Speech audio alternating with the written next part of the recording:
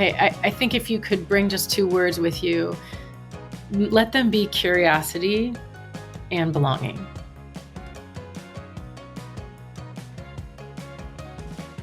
Welcome to the Suburban Women Problem, a podcast from Red, Wine, and Blue. Hi, everyone. Thanks for joining us. I'm Rachel Vindman. I'm Jasmine Clark. And you're listening to the Suburban Women Problem. It's hard to believe, but this is our last episode before the holiday break. It's been a whirlwind of a year with so many great conversations and little victories. But of course, Trump's win is weighing on all of us. There will be so much to do next year to keep people safe and keep democracy working. But right now, I think we could all use a little break. I hope you have a chance to get some well-deserved rest between now and January. This week, I got the chance to talk to Dr. Nichole Argo, a social psychologist and the host of a podcast called Reimagining Us. She gave me some tips on how we can connect with neighbors and family members, even if we don't agree on politics. But before we get to that interview, this is our last chance to talk about the news this year. What's standing out to you right now, Jasmine? So much stuff. I guess I can start with, I have a microbiology background. And one of my favorite things to do when I'm teaching is to teach history, because I think it is really important for my students to understand that a lot of the things that we know today it hasn't been around that long, and that there are people who in the not so distant past did not have the luxury or the privilege to have access to some of the things that we now take for granted, not just take for granted, but we're now at the point of we are now saying we don't need these things. And I think it's because we don't actually know what a world looks like where those things don't exist. Yes. And so it makes it a lot easier for people to be able to dismiss them. And so that is why I was appalled, shocked, appalled, horrified, all of the adjectives that you can think of when I heard about RFK Jr.'s. Again, this is the person who Trump has nominated to be the leading voice and administrator of our healthcare in the United States, is allies with a person who wants the FDA to revoke approval for things like the polio vaccine. Polio. I think that was my shock of the century. And I kind of wish that classes weren't over so I could have a whole assignment about this. But yeah, it's insane to me. We do not want to see a resurgence of polio anywhere in the world, but especially here in the United States. And I'm saying especially because this is where we live. But this is not a thing that we should even be having a conversation about. And I've never heard of this before, but this just points to the unseriousness. Yeah. I know that's not a word, but it's just the unseriousness of the people who Trump wants to be in charge of important things, serious things. And so, yeah, I don't know. I don't know where this came from, but it's insane to me. On a personal note of the ridiculousness of it, Trump's nominee to run the FBI, Kash Patel, wrote a book, and he listed 60 people that are his enemies that need to be whatever, the executive committee of the deep state or something like this. I don't know what he calls it. And my husband is one of them.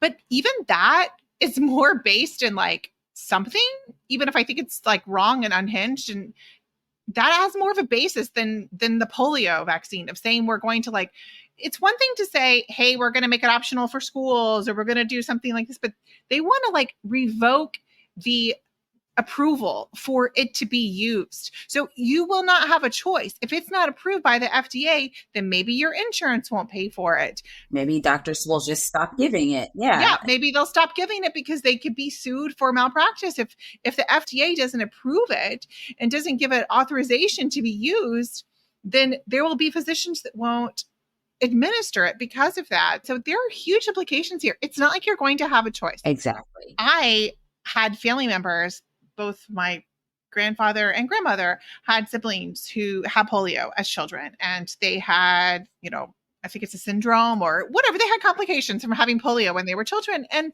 also Mitch McConnell. And he has spoken out about this. I mean, he spoke out about the COVID vaccine because he has polio as a child and he understands like the importance of vaccines.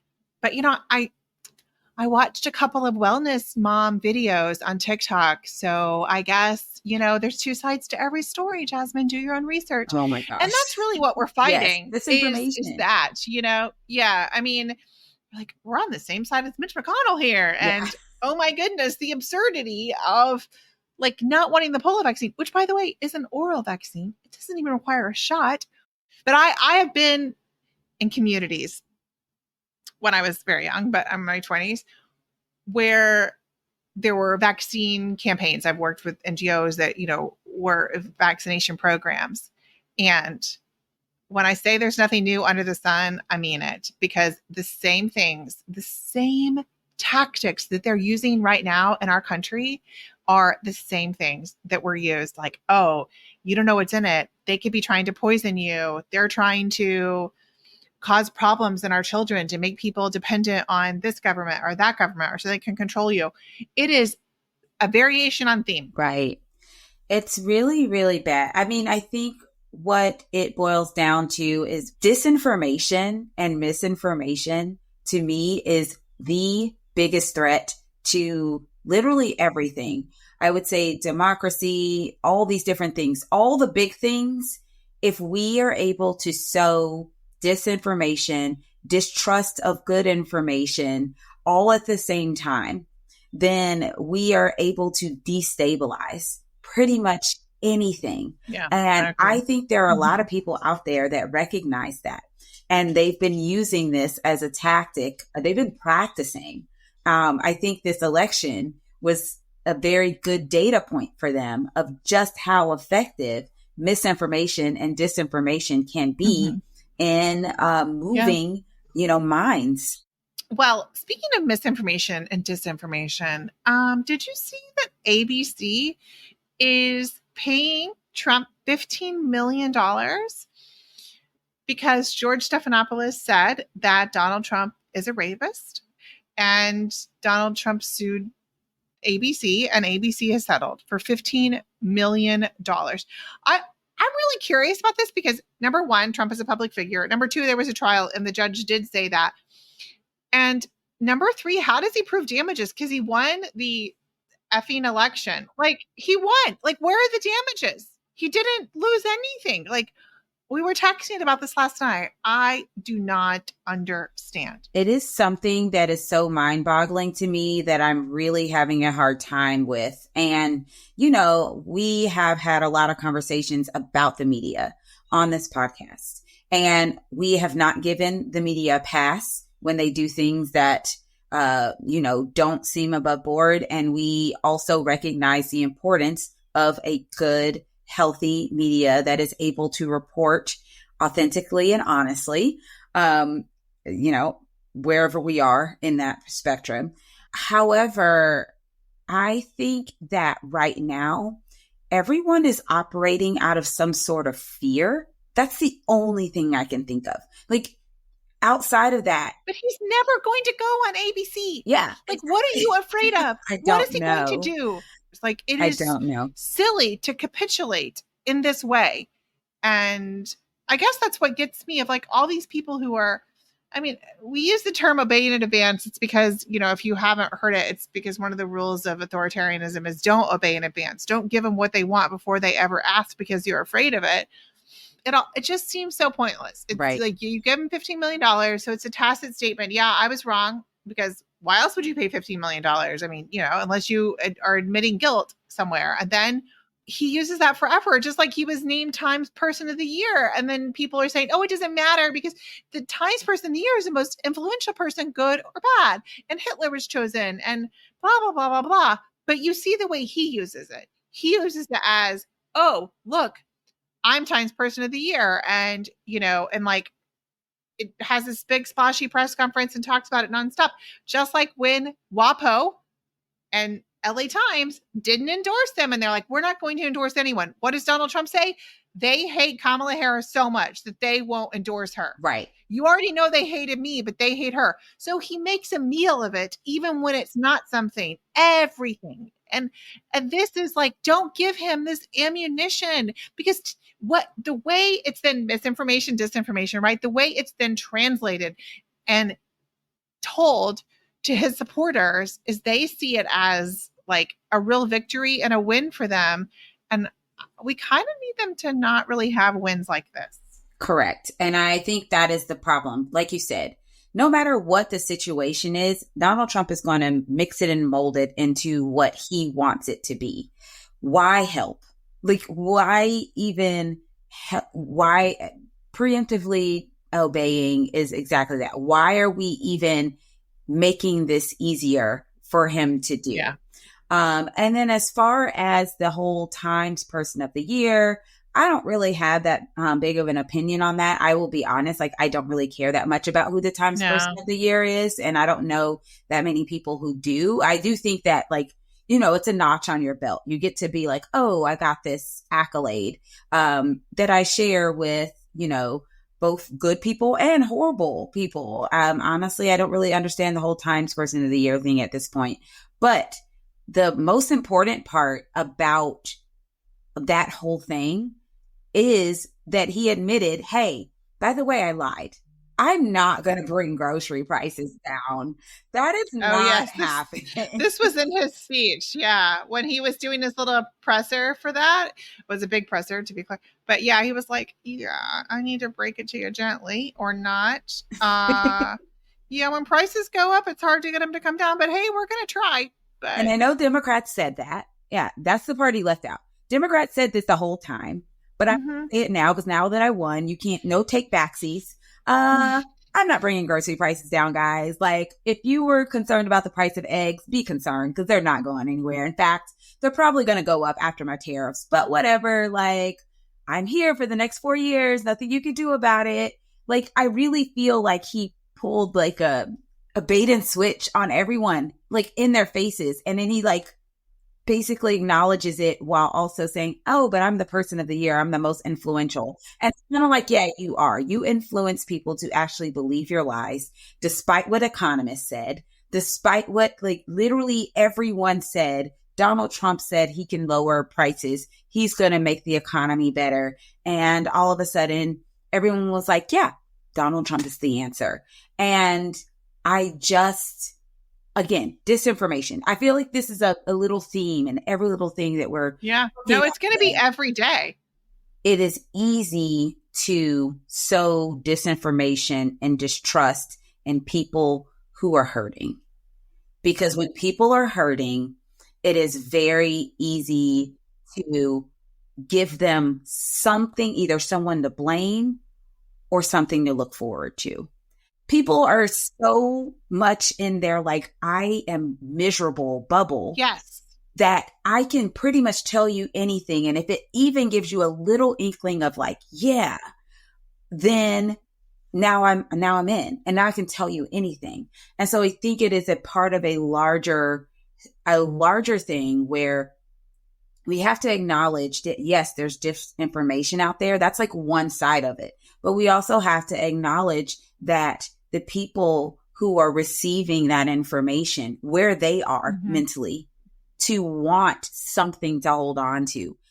When I lived in Gaza, I taught English, like one of my students said that Pepsi was an acronym for pay every penny to support Israel. And I laughed. I didn't think they were serious, but they were. And that was my first, I was like 24. That was my first introduction to conspiracy theories on a bigger, like societal level. And I mentioned it to someone, actually my husband's cousin, who's like a brilliant political scientist. And she said, conspiracy theories really like gain purchase in places where the government and the system is not working for everyone.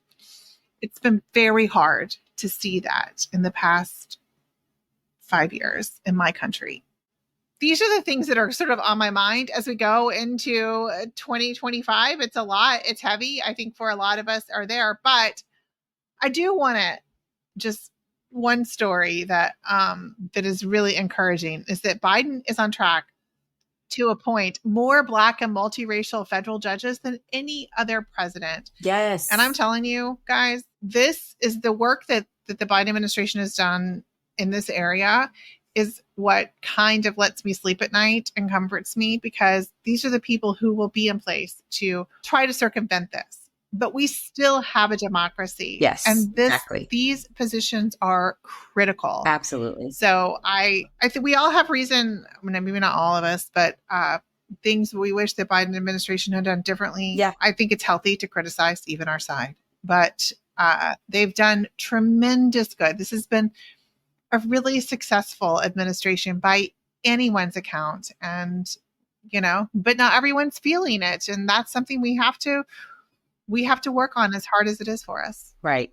I think now is a good time to take a quick break. And when we come back, we will have my conversation with Dr. Nichole Argo.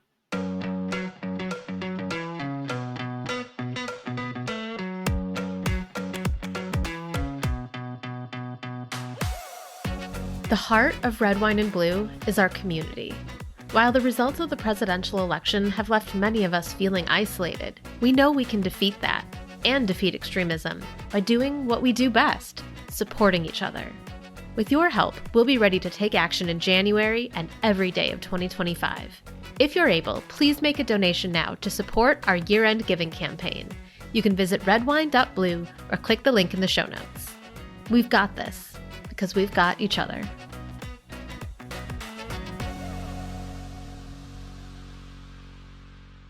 Today, we're joined by a social psychologist who studies polarization and how we can build bridges across political divides. Dr. Nichole Argo, thanks for joining me today. Thank you for having me, Rachel. I love what you're doing with your podcast, and it's an honor to be here. Well, you probably dive into some crazy places, but I would love to hear more about your research and why it seems like political polarization is so extreme right now. Kind of an understatement, so just jump right in there. Well, there are a lot of reasons, and I'm not just begging off the question by saying that, right? There's a lot of changes happening today.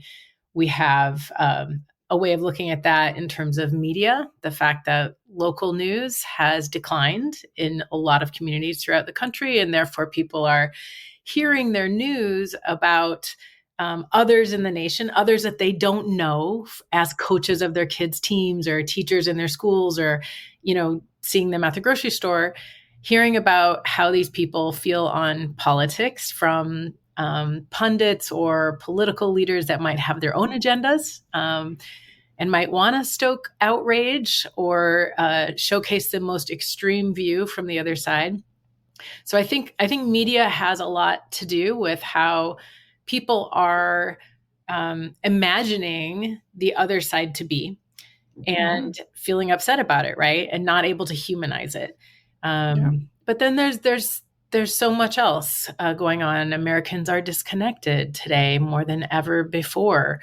We are socially segregated. So even if you want to meet people across partisan difference or racial difference or socioeconomic difference, it can be really hard to do so. You literally don't see them in your neighborhood or across their paths.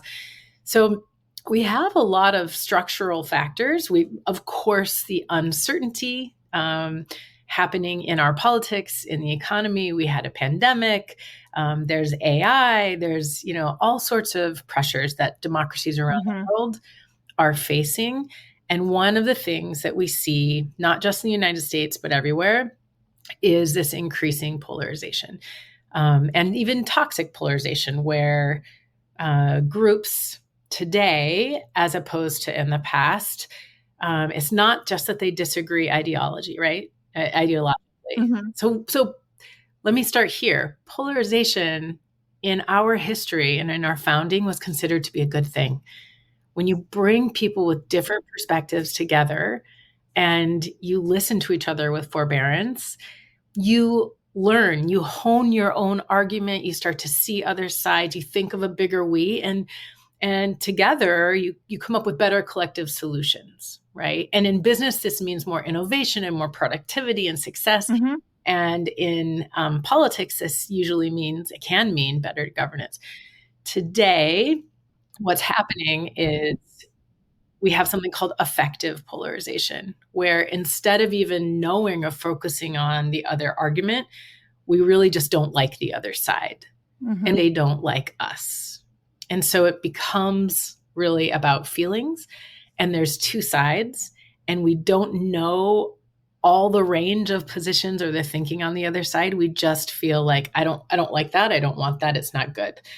And this is where we have a problem today. That's very interesting. I was thinking about this morning in regards to a situation that I felt uncomfortable. My husband and I felt uncomfortable in a place. And yesterday we were at an event and someone said, "Why don't you go back to that place? I'm sure it'll be fine." And I said, "Well, I don't want to." I mean, it is kind of a community.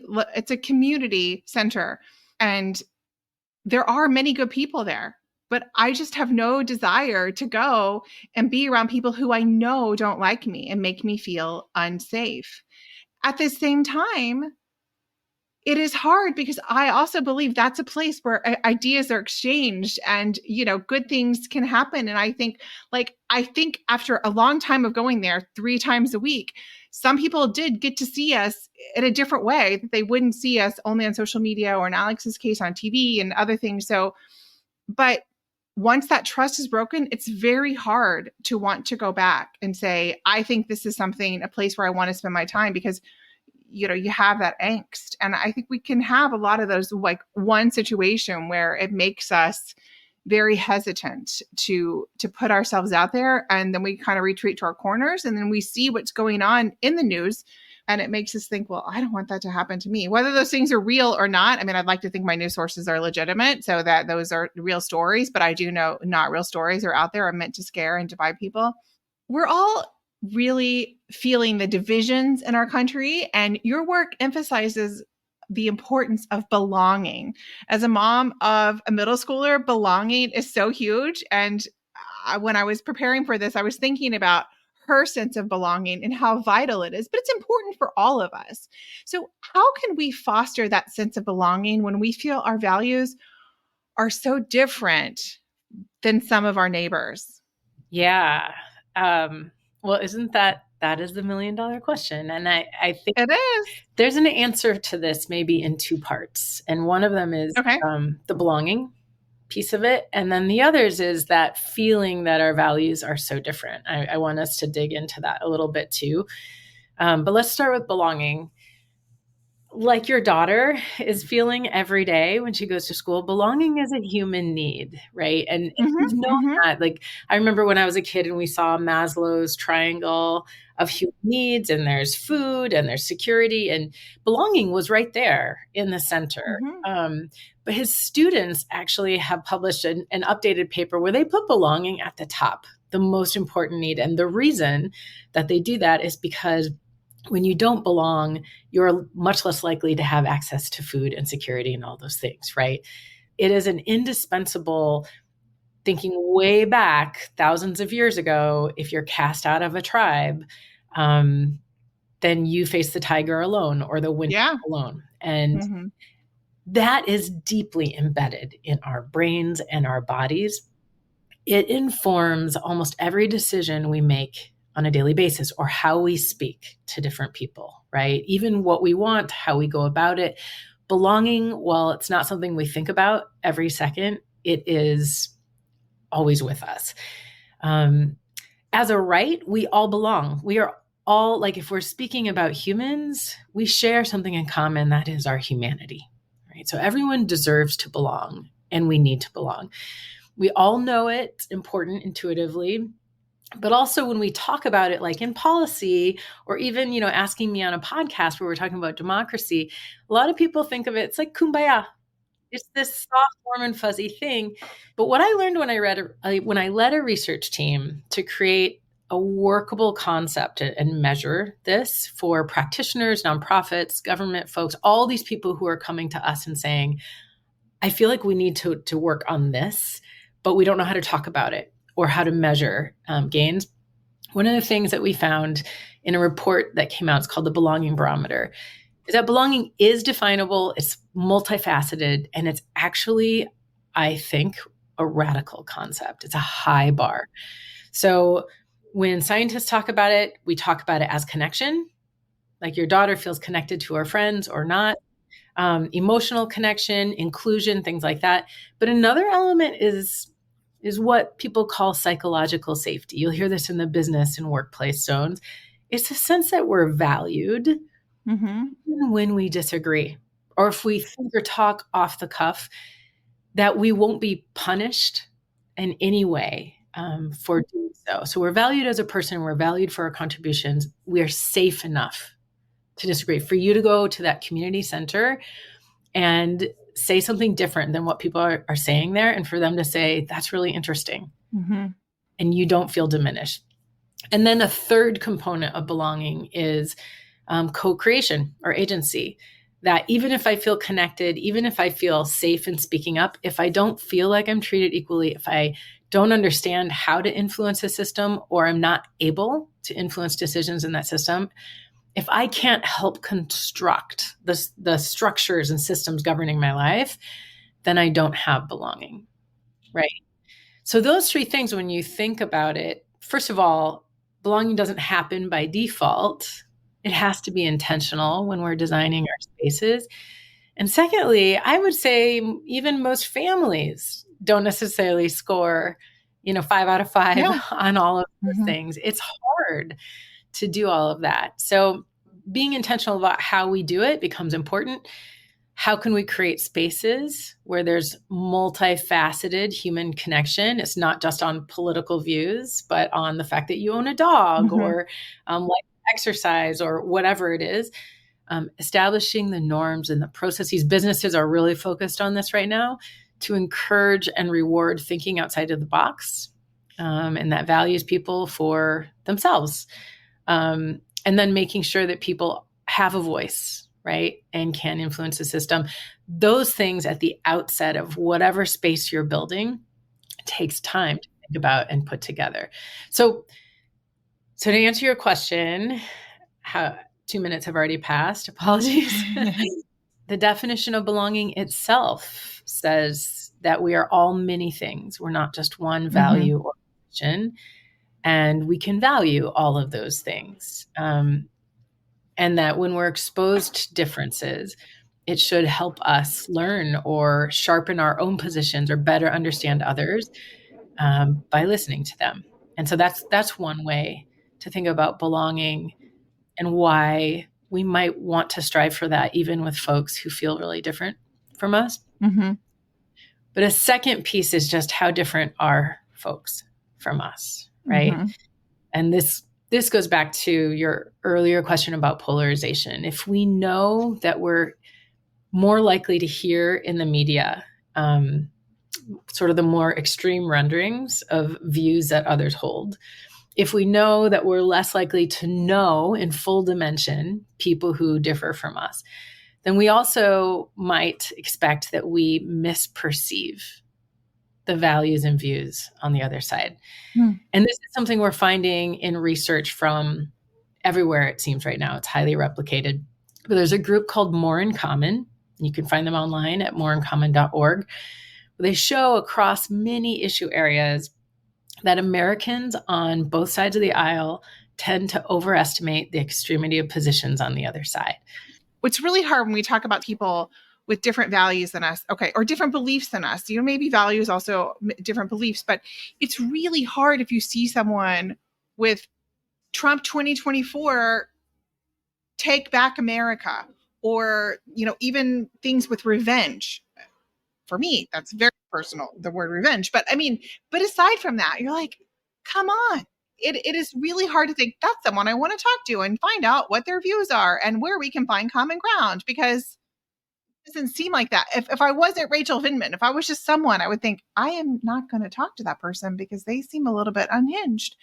And so there's a spectrum, right? I mean, because we have so many listeners and so many women, especially in our community, who are just like, I don't want that in my life. But if we all say that, we can't get beyond it. And that becomes, really the paradox. Yeah, I think that's right.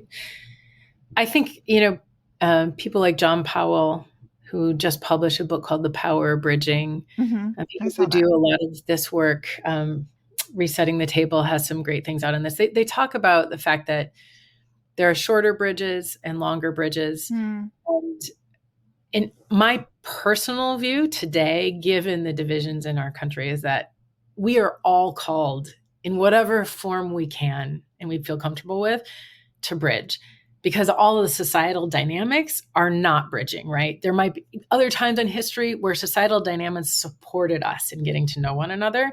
Today, it's the opposite. Yeah, that's true. If we are going to see the person who has that sign in their yard as anything more than a person with a sign, we have to find the ways to do it. It may not be on all of us to do that. We can be tired. We can be disheartened because of other experiences. And maybe our bridges are in the kitchen making food with our kids who hold different views, right?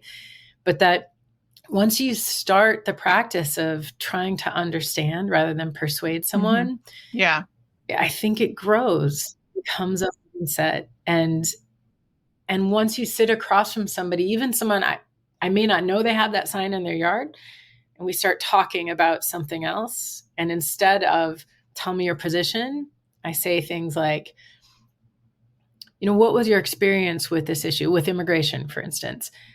Personal experiences. How did you learn about it, and how did it come into your life?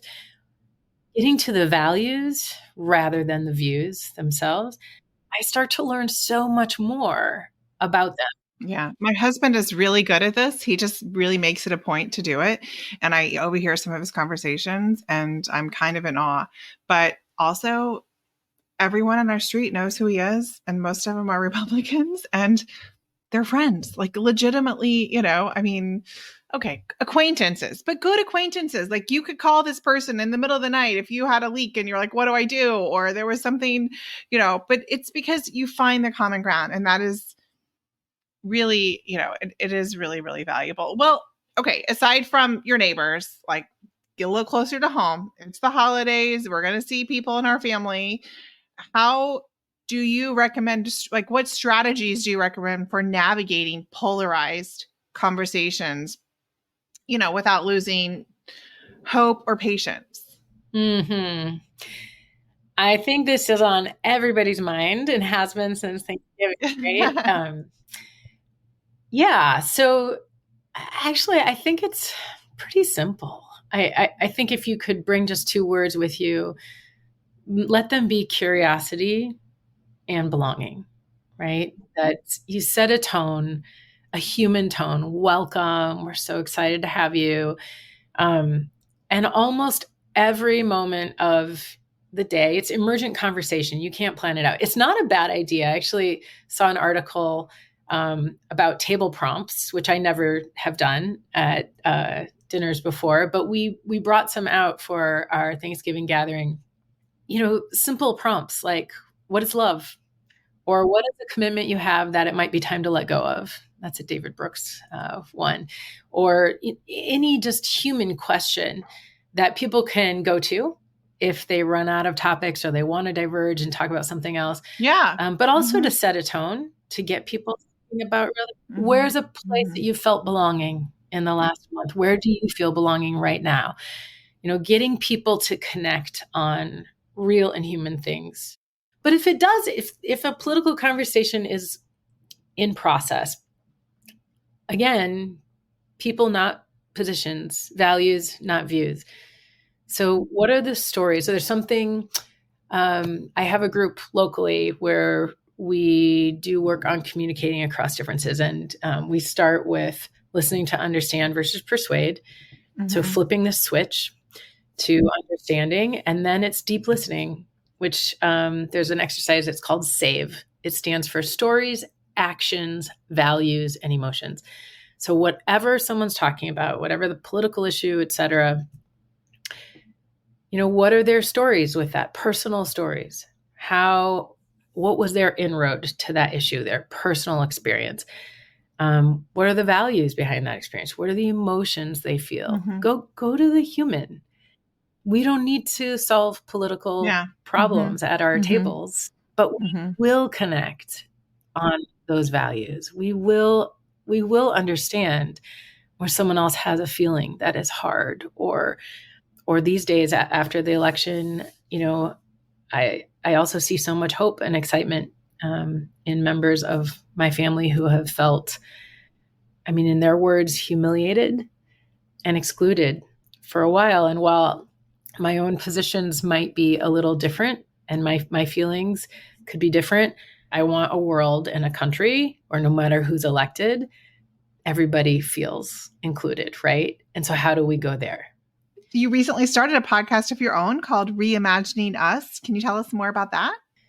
Sure. I am co-hosting Reimagining Us with Scott Hutchison, who's a director of E Pluribus Unum. They're an organization that works for equity and belonging throughout the South.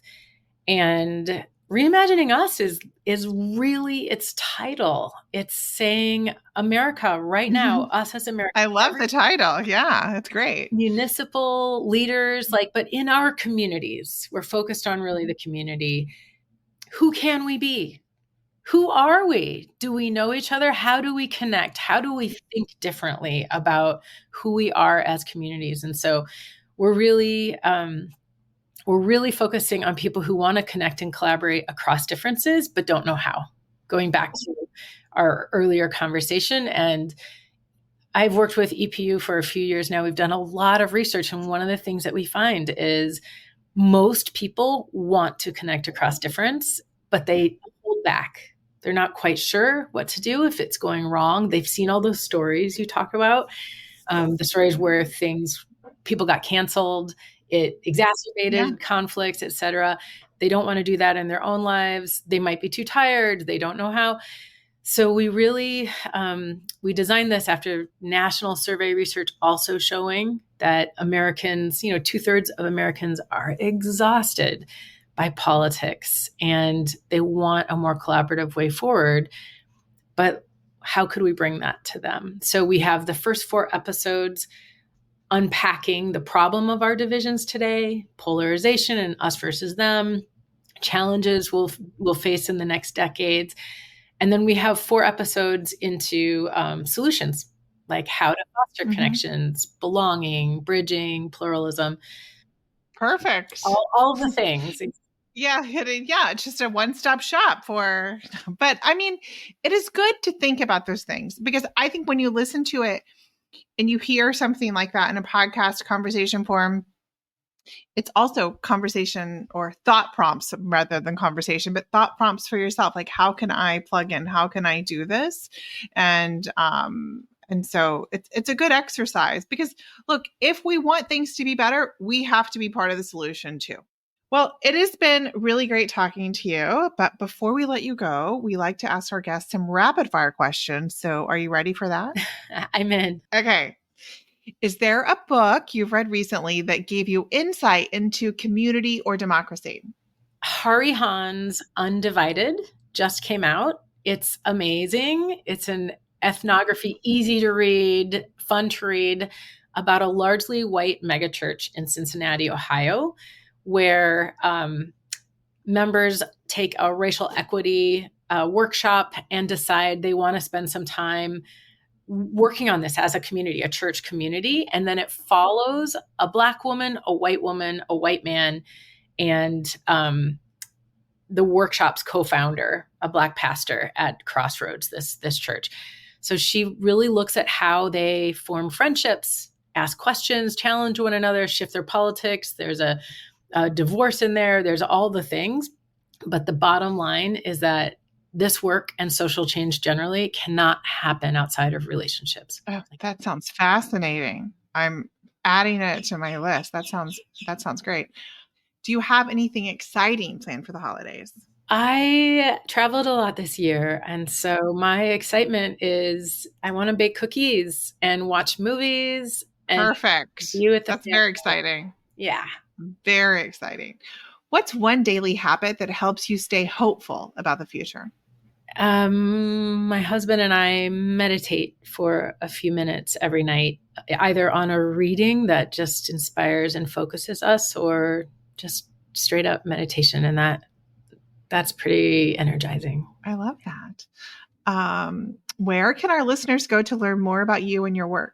Go to togetherup.org, and it will right now, as of today, focus on the podcast, but within about 10 days, you'll have the full feature website.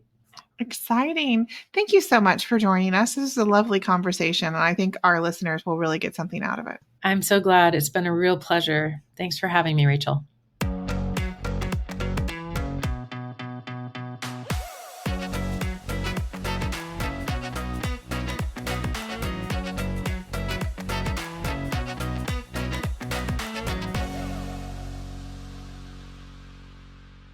I hope everyone enjoyed my conversation with Dr. Argo, Nichole, as much as I did. But one thing I've been thinking about is this idea that belonging in Maslow's hierarchy of needs went from the middle to the most important. And, she explained it from a scientific standpoint of like, if you were cut off from the tribe for whatever reason, their reason, or because you just got lost on the hunt, like that's it.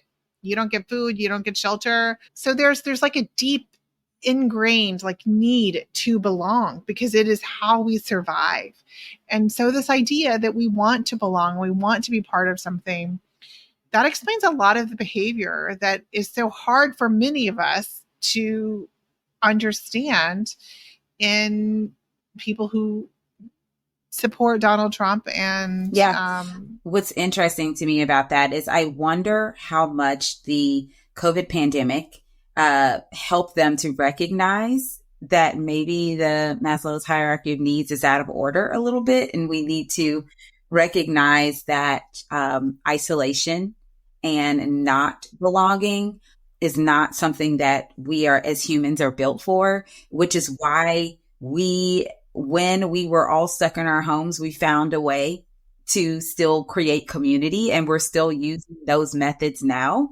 Yeah. I'm in Georgia, you're in Florida, but we're able to be in community right now. The people listening to this podcast are able to listen to us and be in community with us because people want to belong. And so I think as we head into the holidays and people are starting to reconvene, we just had this at Thanksgiving, but now, we've got Christmas time coming and a lot of families are going to be coming together again, in whatever that looks like for them, all the different holiday gatherings. I think it's important for people to recognize that alienation and like pushing people out isn't going to get them. It's not going to ever bring them in.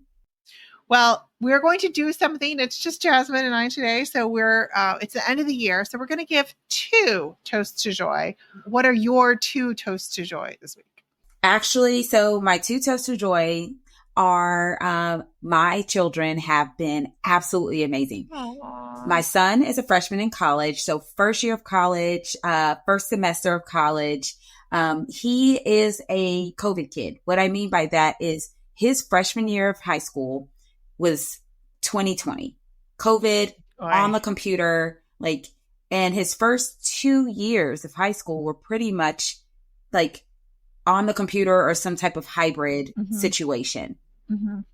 So his GPA never really recovered from just that lack of like being in the classroom. That it just wasn't his learning style.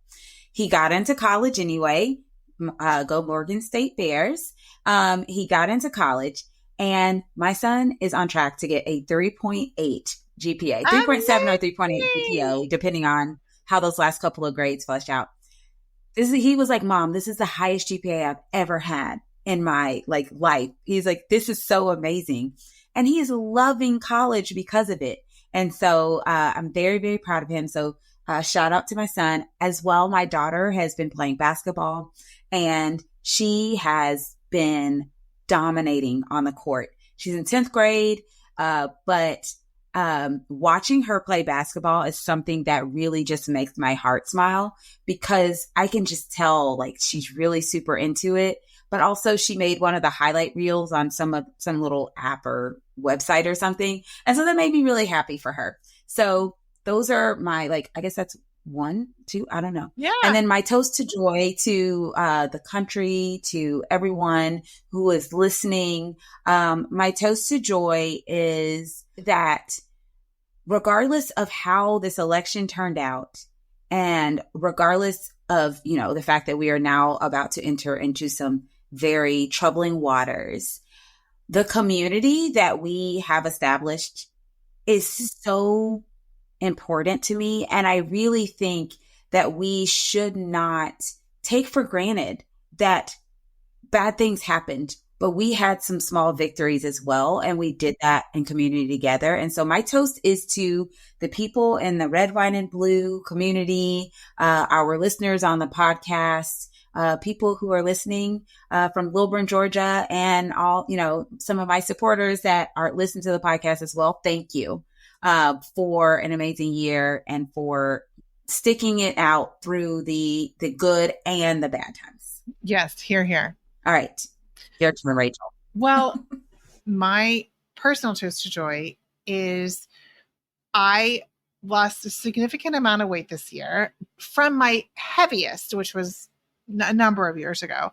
That's like 95 pounds. So, but I feel great. I am really proud of myself for establishing a new habit, being able to stick with it. And it's a lot of things. It's not just the number on the scale. And you become a runner too, right? Yes. Yeah. I started running. I weight train regularly. And now that I'm like in menopause, that's really good for you to do weight training and have healthy bones. So in this year where things were crazy and it didn't go the way I wanted it to, there was a lot of anxiety so many times. And now, but I didn't let it get me sidetracked. And I will just say, if you did, that's okay too. I started and stopped so many times, but the point is that we keep moving forward. We keep going forward. That's what life is. And then my other toast to joy, I guess, is much like you, that we can choose to see the good or we can choose to see the bad. We know what the bad is. And we know what we have to do. We need to stay informed. We can't check out, but also stop and look around and see who is fighting with you. See who's there with you. And there are so many. And that's what comforts me. That there are people who became federal judges. They're still being judges who are confirmed. And they know they're going to hold the line. They know what their job, what their assignment will be. And they're still willing to do it. Even in these troubled times, there are people who are still standing up to do the right thing and willing to take those jobs. And that's what we need to look at, because we can be really frustrated. I am frustrated, but also, as Mr. Rogers said, look to the helpers, look to the people who are like, I'm not running away from the fight. I'm running towards the fire and I'm going to be there to do my part in this moment. And there are many, many people like that. There are going to be many people like that in the future. And we need to celebrate them, both to encourage them and to encourage ourselves to not lose hope in these times. So, well, with that, thanks so much to everyone for joining us today. We'll be taking a break for the next 2 weeks, but we'll be back again in the new year. Have a joyful and restful holiday, and we'll see you in January.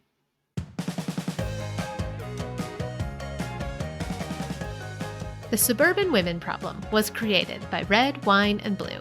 Our producer and editor is Amy Thorstensen, our project manager is Lindsay Quist, and our editorial assistant is Abigail Martin. For more information about upcoming events and trainings, or to learn more about Red, Wine, and Blue, follow us on social media or at www.redwine.blue.